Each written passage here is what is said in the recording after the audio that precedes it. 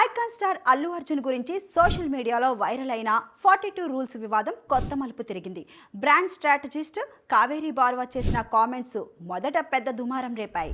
ఒక పాడ్కాస్ట్లో మాట్లాడుతూ బన్నీతో యాడ్ షూట్ చేయాలంటే 42 కఠిన నిబంధనలు ఉంటాయని, ఆయన కళ్ళల్లోకి చూడకూడదని, షేక్ హ్యాండ్ కూడా ఇవ్వకూడదని చెప్పింది. ఈ క్లిప్ వైరల్ కావడంతో బన్నీ టీం వెంటనే స్పందించి ఆ ఆరోపణలు పూర్తిగా అసత్యమని, అవసరమైతే చట్టపరమైన చర్యలు కూడా తీసుకుంటామని క్లారిటీ ఇచ్చింది. వివాదం మరింత ముదిరేలోపే కావేరీ బారువా స్పందిస్తూ తాను చెప్పినవన్నీ నిజం కాదని, అల్లు అర్జున్ లేదా ఆయన టీం నుంచి ఎలాంటి రూల్స్ లిస్టు తనకు అందలేదని అంగీకరించింది.